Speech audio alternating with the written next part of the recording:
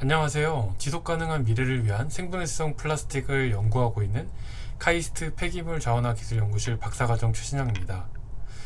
저희 연구실에서는 환경화학 및 환경생물학적 접근으로 여러가지 폐기물을 저감하고 자원화하는 연구들을 진행하고 있는데요. 오늘 제가 소개해드릴 내용은 여러분도 많이 들어보셨을 플라스틱 오염과 그에 대안인 생분해성 플라스틱에 대한 이야기입니다.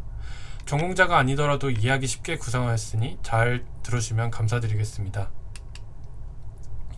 우리가 일상에서 소비하는 대부분의 제품에 플라스틱이 들어갑니다. 저렴하고 강하고 내구성도 좋기 때문인데요. 그리고 우리가 사용하고 버리는 대부분의 폐기물들은 매립되거나 소각됩니다. 하지만 그 폐기물의 양이 너무 많기 때문에 매립할 수 있는 대지라든가 아니면 소각시설의 용량에도 한계가 오고 있습니다. 그리고 이렇게 처리라도 되면 다행이지만 사실 매우 많은 양의 폐기물이 그냥 버려지고 있습니다. 예전에는 이런 쓰레기를 바다에 많이 버렸는데 국제적으로 런던 협약 이후 바다에 투기하는 것이 금지되었고, 그리고 개발도상국에 수출하는 것도 바젤 협약 비준으로 금지되면서 우리 사회에도 플라스틱 문제가 크게 대두되고 있는데요. 지난 2019년 3월 CNN에서 불법 투기된 우리나라의 쓰레기산을 크게 보도해서 이슈가 되었습니다. 폐기물을 재활용하거나 자원화해야 되는 업자들이 무단으로 투기한 것이죠. 당시 환경부에 따르면 전국에 이러한 쓰레기산이 400개가 넘게 발견되었다고 하죠. 대부분 플라스틱으로 이루어진 거대한 쓰레기산이 우리 국토를 병들게 하고 있습니다. 플라스틱 오염은 비단 우리나라만의 문제가 아닌데요. 지난 1월 방영된 KBS 다큐멘터리에서는 스리랑카의 야생 코끼리들이 쓰레기 매립지를 뒤져 살아가는 충격적인 장면을 방영하였습니다. 저도 아주 큰 충격을 받았는데, 사실 플라스틱은 이미 강이나 바다, 토양 등에 너무나도 많이 쌓여 있고 아주 작은 미생물부터 큰 동물인 코끼리, 그리고 결국 우리 인간에게까지 악영향을 줍니다. 우리가 편하게 살기 위해서 사용하던 플라스틱 제품들이 결국에는 우리의 건강을 위협하고 있는 아이러니한 상황인 거죠. 정리하자면 플라스틱 제품을 사용하지 않고 적절하게 관리하지 않으면 결국 플라스틱은 쪼개지고 아주 작은 미세 플라스틱이 됩니다. 눈에 잘 보이지 않기 때문에 수거하고 처리하기 매우 어렵죠. 이런 미세 플라스틱을 해양 생물들이 먹이로 착각하여 섭취하고 결국에는 먹이 사슬을 거쳐서 우리가 먹는 음식에도 미세 플라스틱이 들어가게 됩니다. 최근 연구에 따르면 물고기, 새, 갑각류라든가 심지어는 사람의 혈액, 대기 중에서도 미세 플라스틱이 검출되고 있다고 합니다. 근본적으로 우리가 사용하는 대부분의 플라스틱 제품들이 자연에서 분해되지 않는 난분해성이기 때문에 자연을 파괴하고 있는 것입니다. 이런 플라스틱 오염을 저감할 수 있는 방법 중에 하나가 바로 자연에서 분해되는 그 생분해성을 사용하는 건데요. 세계적으로도 플라스틱 오염에 맞서 생분해성 플라스틱 생산량이 증가하고 있는 추세입니다. 아직 갈 길이 멀지만요. 예를 들어 폴리하이드록시 뷰틸레이트 PHB라는 플라스틱은 미생물의 체내에서 생성되는 플라스틱인데 이미 연구 단계를 넘어서 많은 기업에서 생산하고 있는 해양 생분해성 바이오 플라스틱입니다.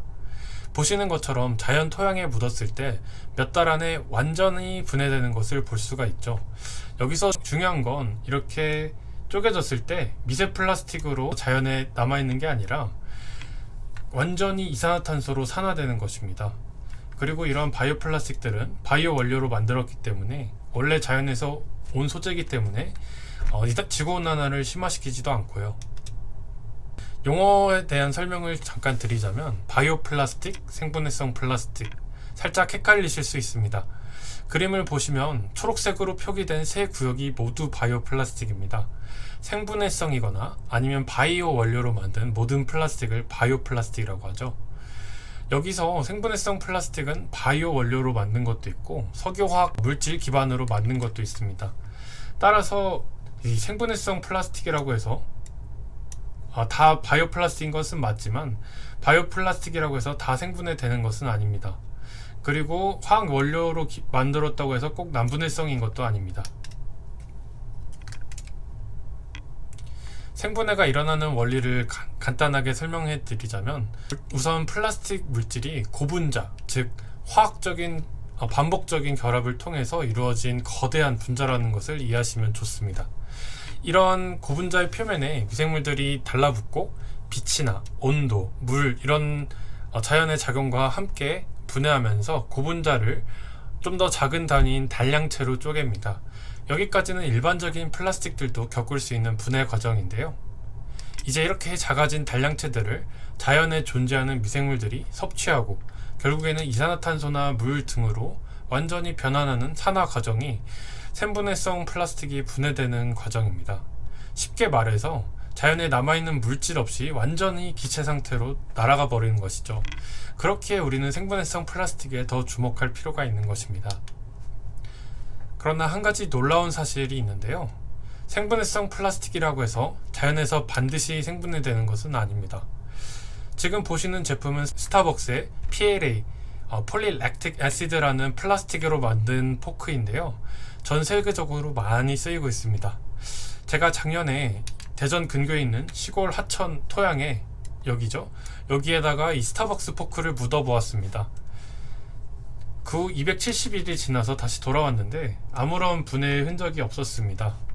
생분해성이라고 다 생분해성이 아닌 것이죠.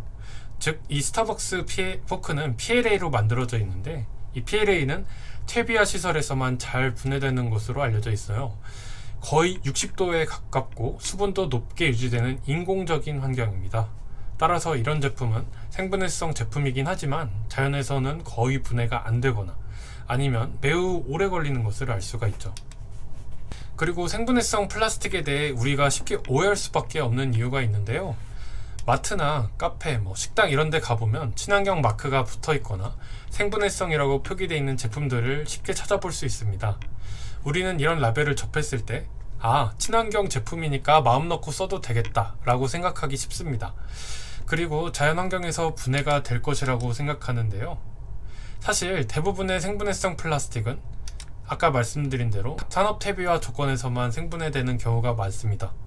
그리고 이런 생분해성 라벨들도 이런 산업 퇴비화 조건에서 6개월 이내 셀룰로스 대비 90% 이상 생분해됐을 때 부여하는 경우가 굉장히 많기 때문에 이 생분해성 인증을 받기 쉬운 상황이고요.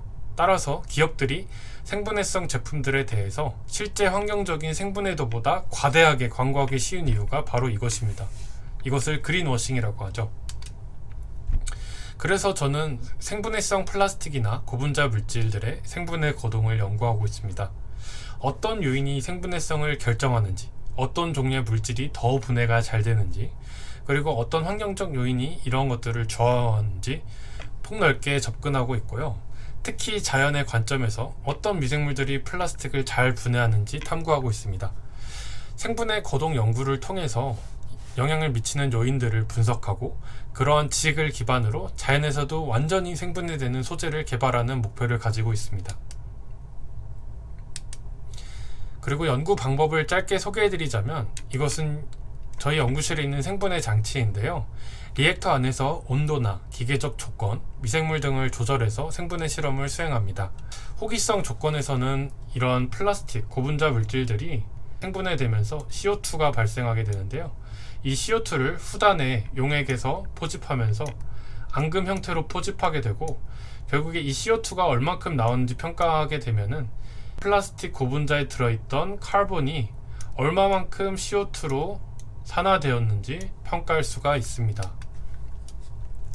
예를 들어 최근 연구에서는 다양한 플라스틱 블렌드로 만들어낸 3D 프린팅 시제품을 퇴비화 환경과 자연 수계 환경을 모방해서 생분해하는 연구를 진행하기도 하였습니다. 보시면 이 플라스틱 샘플을 동결 분쇄해서 표면적을 상당히 넓게 만들어줍니다. 이를 이제 퇴비라든가 하수 슬러지와 같은 미생물과 섞어주게 되면 일정 조건 하에서 이제 이산화탄소가 생성이 되는데요. 이를 기반으로 아까 말씀드린 장치를 이용해서 생분해도를 평가합니다. 플라스틱 물질의 경우 이 생분해 실험에 대한 국제적인 프로토콜, 즉 ISO라든가 ASTM이라는 프로토콜이 있기 때문에 기본적으로 이들을 기반으로 실험을 진행하고 있고요. 좀 더 생분해 실험을 보여드리자면 지금 보시는 물질은 플라스틱 패키징 물질을 대체하기 위해서 개발한 종이 패키징 물질인데 이렇게 해양 환경을 모방해서 분해를 했을 때 일정 시간이 지났을 때 완전히 없어진 것을 볼 수가 있고 이 플라스틱 코팅 부분을 확대해서 보았을 때 이 박테리아가 플라스틱을 체내로 흡수하고 있는 것도 관찰할 수가 있습니다. 자, 여기까지가 연구 소개였고요. 무늬만 생분해성이다 이런 누명을 벗기 위해서는 사회 제도적으로 생분해 정도에 따라서 친환경성을 체계적으로 평가할 필요가 있다고 생각됩니다. 친환경 이 개념이 상당히 애매모호하기 때문에 조금만 분해되거나 아니면 특정 조건에서만 분해돼도 생분해성이라고 크게 홍보하게 되고 일반 대중들은, 즉 우리 같은 사람들은 아무런 의심 없이 그들을 소비할 수밖에 없기 때문입니다. 앞서 소개해드린 것처럼 플라스틱 오염은 전 세계적으로 반드시 해결돼야 할 글로벌 환경 난제이기 때문에 여러분들의 많은 관심과 그리고 우리 과학자, 공학자들의 노력이 많이 필요합니다. 쉽지 않은 길이겠지만 미래를 위해서는 우리 모두가 함께 노력해야 할 일이고 그렇게 해야 좀 더 지속 가능한 지구 환경을 만들어 갈 수 있을 것이라 믿습니다. 제가 준비한 영상은 여기까지고요. 영상 마치겠습니다. 감사합니다.